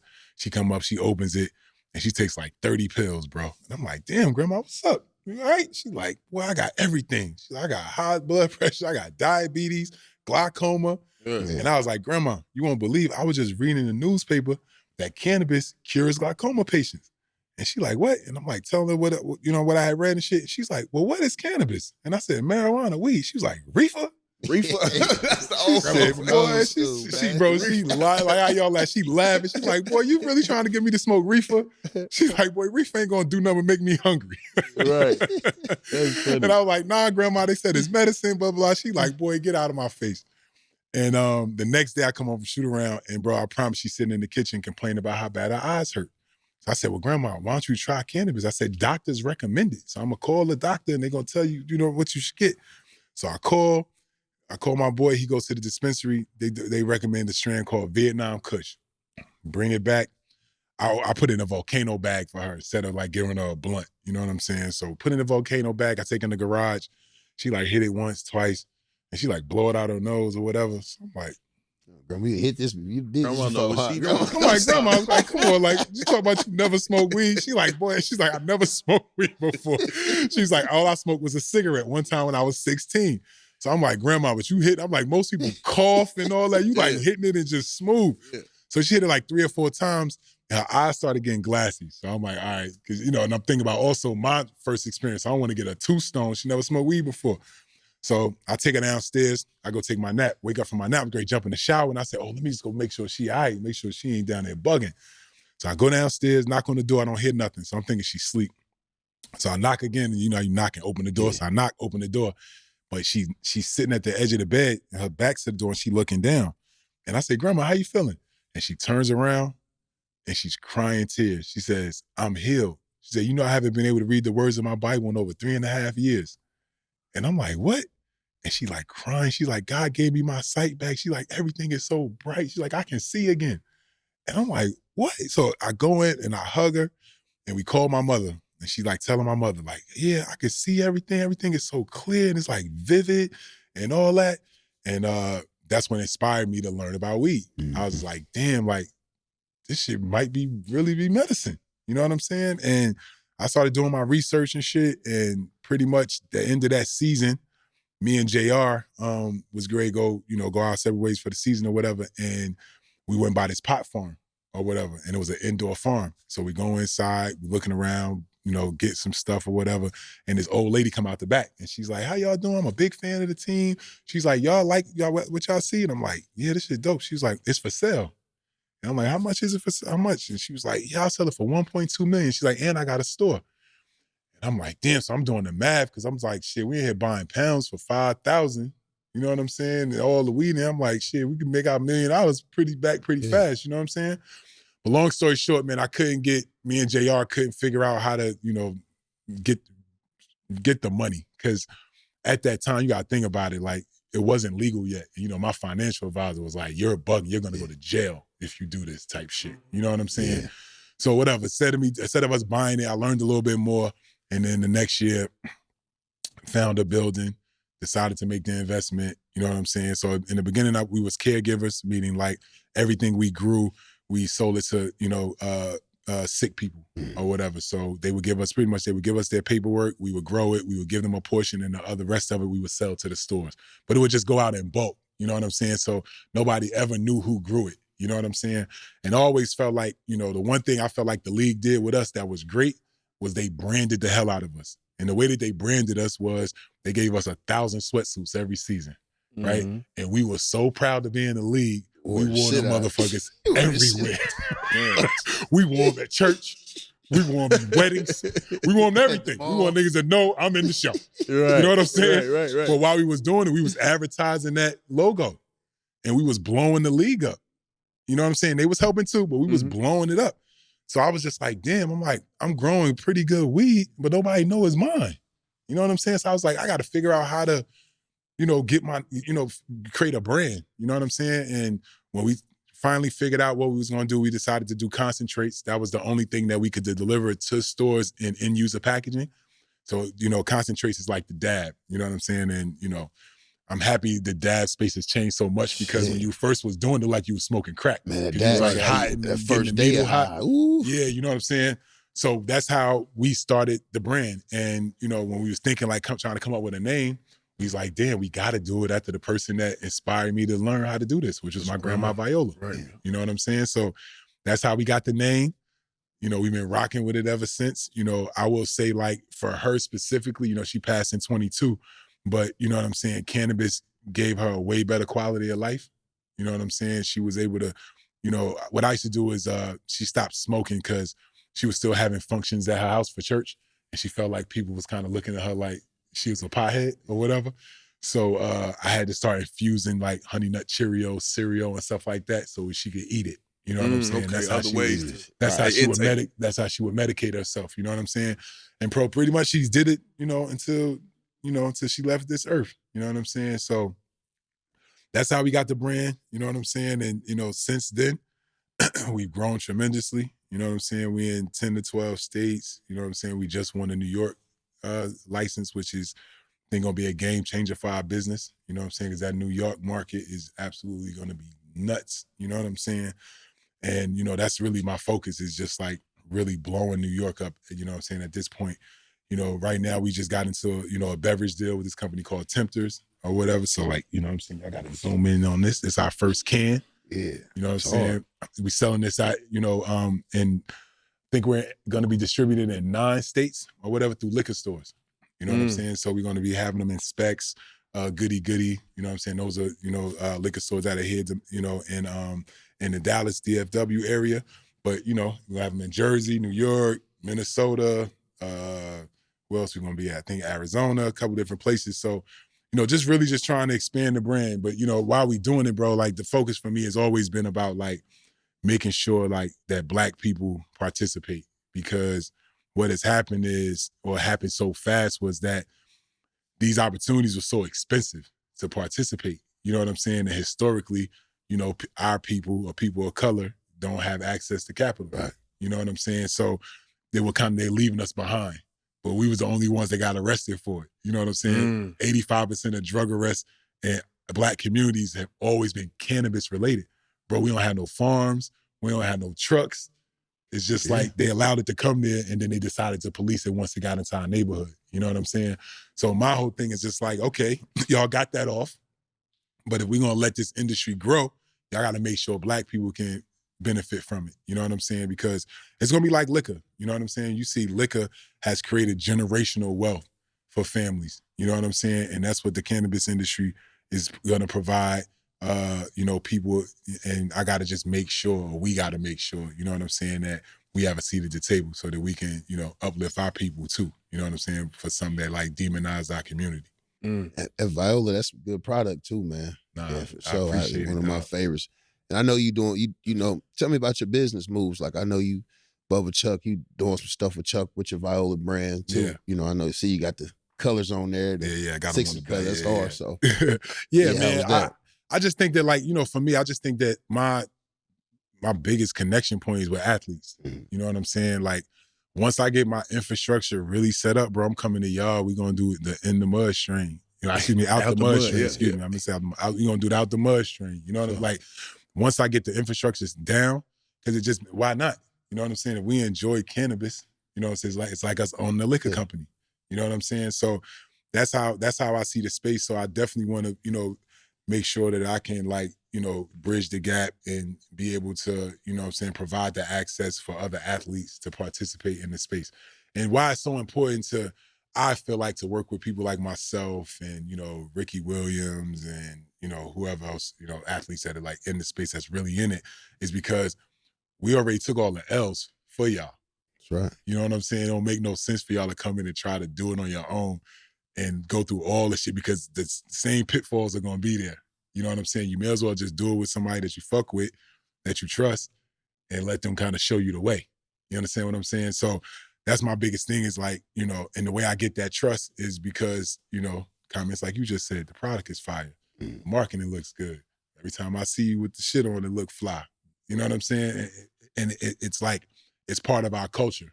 You know what I'm saying? And that's how I built this brand, is like, it's like not catered, it's catered to me in regards that like, we are whatever 1%ers and all that, but I don't feel like I live my life like that. You know what I'm saying? I still will go anywhere in the hood. I'll go anywhere.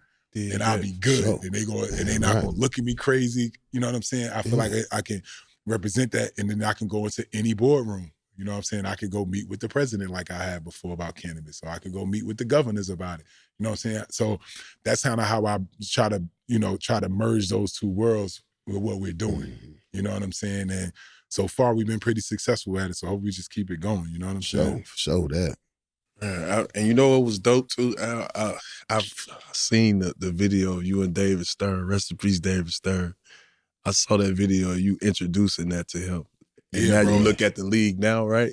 They not even testing that for that shit. Crazy, but it was because of us. You know what I'm saying? Like, because we paid the way for this. We paved the way for it, bro. And obviously them going into that bubble helped too. Because when they got in the bubble, they was like, shit, we can't expect them not to. We gotta let them do all outlets possible to be normal. You know what I'm saying? But guess what happened? They was blowing it down, and guess what? The quality of play was still the same. Niggas still was going out there, still was balling. They taking it off the list now. I think this is the third season, maybe even fourth season now. Nobody's been in any trouble. You know what I'm saying? Like I even told David Stern, I was just like, the thing about weed compared to alcohol is when you smoke, you chill. Word, that's you ain't gotta worry. You ain't trying to beat up nobody.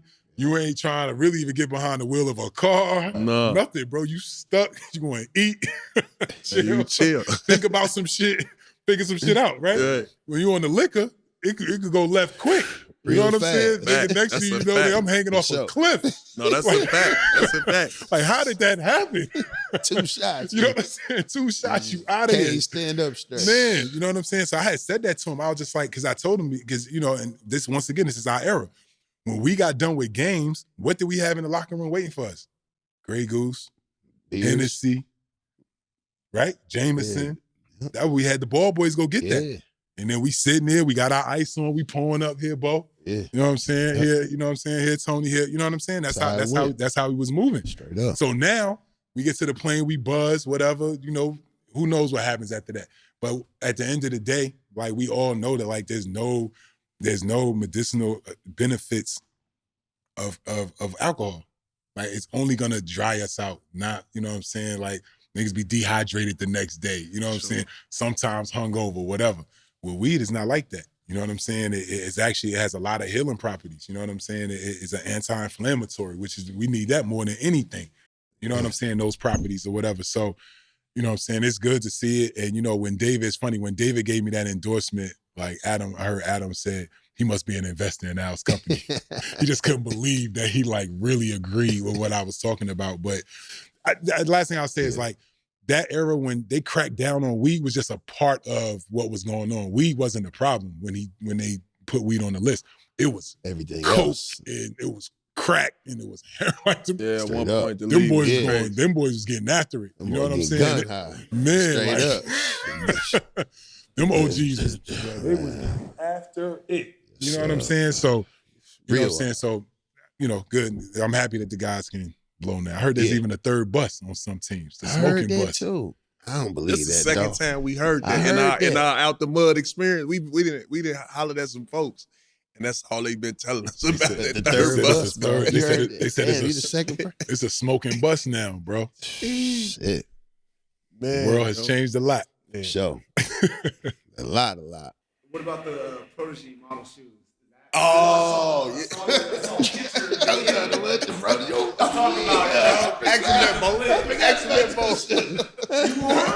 No, I forgot about those, bro. Damn. You know Zebo ain't wear them shit. Damn. The proteges. The proteges. Bro, I ain't gonna Bro, tell me about the proteges, bro. So like I said, you know, so Steph my big bro. Like, you know what I'm saying? Like, you know what I'm saying? I tell people a lot, like Steph gave me a lot of my swag coming into the league. Shout out to Steph, Like, man. y'all gotta get him on the show too, bro. Like word, like he gave me a lot of swag, like where he was living, cars he was buying, how he was putting systems in the cars. Like I've learned a lot from Steph or whatever. So he had the Starberry sneaker. Y'all remember? He had the Starberry. And that shit was like cardboard sneakers. Yeah. You know what I'm saying? Like for real cardboard. Cardboard sneakers. And but he ran off like $100 million off them joints. Yeah. Right? He killed His deal with Stephen Barry, what Stephen Barry did was they used his sneaker, they ran the numbers up, and then they sold the company. So they made their bread, they used Steph, made the bread, but then they left Steph with no distribution for a sneaker now. You know what I'm saying? So, and then he was going through a shit with the Knicks, so it fucked him up. So long story short, the dude that kind of helped him come up with the whole concept of it came to me and was like, we probably could do like the same thing, do a little different, higher quality sneaker, the whole thing. And he's like, I got to play into Kmart or whatever. So that's how it came about, bro. We had these Jewish guys out of New York that love the Knicks, you know what I'm saying, love the players and shit. They gave us $2 million in cash to start a sneaker company. And we went to China, I promise you, I know everybody laughed because I was just talking to somebody like 2 weeks ago about this, talking about like how bad the sneaker was. But I swear, bro, the factory that our sneaker was made in, they made Nikes in there. Right. Damn. I promise the same people, just different materials. Yeah. You know what I'm saying? Same thing. It's different material. Same people, Damn. different materials. You know what I'm saying? Yo. But yeah, so obviously, you know, Stack, my brother, he rocked with me on it. Fat Joe made a sneaker for Fat Joe, and shit, we had a little run in Kmart. You know what I'm saying? Yeah. But then, you know, sometimes bad business partners, you know, shit go left. But I think if we didn't have bad business partners, I promise you, I think that shit would still be around, bro. Yeah. Because we could have evolved it into like making it better. We had like, you know, once again, like, you know, in anything, you just kind of got to show people it works, Yeah. and then they'll fuck with it. You know what I'm saying? Like you might come up with the idea in the beginning, you're like, what, nigga, $40 shoe, nigga, never. But when it's getting to stores and millions of people buy it, you're like, It's the all thing. right, it might be a lane. hit. And then now I could come to you because Nike only giving you free 100,000. gear. Yeah, They shit. give some niggas they ain't giving 100,000. Yeah. They just giving you free gear. Free gear, But that's I'm fact. like, all right, Right. I got a check for you and free gear. You know what I'm saying? Dudes would have jumped on board. You know what I'm saying? But that's, it's all good. So, Proteges. Big shout out to Protege. In terms of like, you've been in business, involved in business and stuff as these guys, what would your advice be to the youngins in the league trying to get in business? Because that's a common denominator. People doing bad business with the wrong people, losing bread. Like, Yeah, I think that being an entrepreneur is one, I'm be honest, like that shit's extremely hard. Like, so hard. Like, basketball career was the easiest money I ever made. Will I say amen? Can the church say amen? Yeah, Amen, for sure. so. Easiest money you'll ever make. So I would tell them first, focus on that. Because when you got hella bread when you done, you could do whatever you want. Everybody gonna take meetings, you can get whatever you need to get done. You know what I'm saying? So, I think that, when you do get into business, you should definitely learn the business, understand the business that you're getting in so that you can, figure out, one, if it's a good business opportunity or not. And then when the business is going for bad or funny things is happening, you at least know enough that you can step in and advocate, you know what I'm saying, for yourself as the entrepreneur. You know what I'm saying? But, business hard, bro. But, it's a part of life. You know what I'm saying? The thing about it is you make a lot of money in the league, but unless you decide to make your money and then just go live on an island somewhere or go live in a small town, go live, you know what I'm saying, and not do nothing, then you got enough money. But if you kind of still keep up with the lifestyle and you got your kids that now have got accustomed to the lifestyle and all that, you got to keep earning. You know what I'm saying? So it's going to come to a point where you got to figure that out.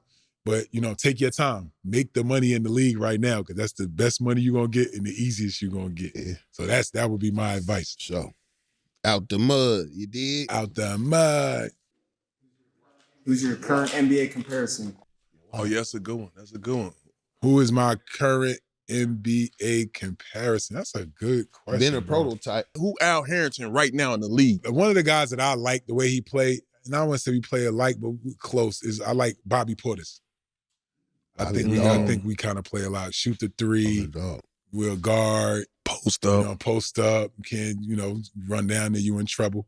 So it'll be Bobby Portis. Shout out to Bobby Portis, man. Yeah, it's big shout out to BP. Coming out that Little Rock, man. Real Yes, dog. sir. No, he a real dog. Real sure. dog. What inspired the headband swag? Headband swag. So me and J.O. started that because of a player named Carlos Rogers. So Carlos Rogers was on the team. He put the headband on. We put the headband on to make fun of him in practice a couple times. Then one day I went and looked at myself in the mirror. I was like, I just look all right. I look all right. Ninja Turtle looking ass nigga. I wore my shit too. I had my shit too. Damn. Oh, man. Don't worry about it, bro. I ain't realize. Y'all was headband boy. Shit, I think I seen you wear your shit. You and Rashid. I ain't put my shit on. Yeah, I dog. wristband, everything. Word, I looked in the mirror one day. I was like, this gonna stick. Yeah, word. So it's funny. My son, my 7-year-old, bro, he wear a headband already. He wear a headband with a do-rag. Yeah. They got little alopecia, so he got to cover his little spot. So he play with a headband and a do-rag. That's funny, man. My son, he wear the Pooh Shiesty, man. He want to play with the headband with the Pooh Shiesty. Man, take that Pooh Shiesty mask off. But that's good. At least our kids are still in touch. At least we ain't raising them kids that don't know what's going on. You know what I'm saying? Yeah. I embrace bad kids, bro. In this world, I like it. I'm for all that. The ignorant shit, I'm with it. Bro. Man, talk to us about Joe Bunassar runs, man. Cause I know he got your name on the wall up there. Yeah, shit, man. Like Joe, I'm one of Joe's first guys. It was I think Joe's very first guy was Joe Smith. Then it was Chauncey. And then it was me and T. Lou. Mm-hmm. So I was with Joe when he was in Bloomington, Indiana, where I was going to Bloomington to work out. I used to stay with him and work out with him my first summer. Second summer, I was back and forth between there and Indianapolis. And then the next year, he went to IMG Academy down in Florida. And we built the basketball there or whatever. You know what I'm saying? They built it up, sold it. And I guess it was no place for Joe anymore. So then we went to Vegas. And then that's when the runs kind of got, like the rep got out there. But I would say like, you know what I'm saying? Like with Joe, man, like Joe was great for me because he was like my basketball advisor. Everything with my game, meaning like he used to watch all my games. So like after the game, I literally could call him and he literally really watched the game. And we would just work through every issue I was having. He'd be like, "You're not doing this, you're not doing that." He would drive up to Indy, you know what I'm saying? Because he was in Bloomington, and drive up, or when he was down in Florida, he would fly in. And we just was just stacking, as they say, stacking days, bro. Stacking days, adding to the game, realizing, okay, yeah, I'm not that strong in this, but that's what the team need from me right now. Like, that's how specific Joe was for me in my career. Like, saying, okay, like, yeah, you good at that, but they don't need you to be good at that. They need you to be good at this. So this is what we're going to work on. You know what I'm saying? But in the summertime, bro, like, what I would say is, like, because you was a part of it. You was a young boy, TA, fucking with us, man. Like, one, I give us a lot of credit because we went out 7 days a week. And we did not miss a workout. Yeah. Didn't miss a workout. Well, the only thing what TA used to say, TA couldn't come to the morning workouts. He's like, I'll work out, but I'm work out before they play. So, but he ain't missed his workout though. Long workout. He just won at the 9 o'clock. Man. You know what I'm saying? But he got there at the 12 and be ready for the run at 1. Yeah. You know what I'm saying? Ron was crazy. But bro, we got it in every day. You know what I'm saying? We burned on both ends, and it was how competitive was it? Yeah, I was just telling us, we used to talk about it. I was like, yo, niggas didn't want to lose. Bro, it was, I think we played harder in that than in the games, bro. Yeah. Because remember, like, it was no politics around the game, what you doing. So you just like, man, I'm working like, oh yeah, Chauncey, you in trouble today. Yeah. That was the team. Twan, you in trouble today. Yeah. You know what I'm saying? Like, and that's how it was. And then when you lost, you be mad as a motherfucker, sitting there waiting for your turn to get back on next. So yeah, the Joe Bunazar runs was crazy. And then obviously the ones when we did them during the lockout. That lockout, they was nuts. That's when we had teams and refs and all that. But no, I would say, like, bro, we was all dedicated to the game, bro. Like, we love the game. And that's one of the things, like I said, I do question, like, now, like, if there's a lockout, like, is there a place where niggas gonna be going to run right now? Or they just gonna chill? Nah, they gonna run. They gonna find somewhere. They better. Out the mud, man. So. Legend, Al Harrington, in the building. Appreciate you for coming. I appreciate y'all, man. It's all love, man. And I'm happy y'all doing this. You know, what I love, too, is, like, last thing before we get off, like, y'all could talk shit and can't nobody say nothing.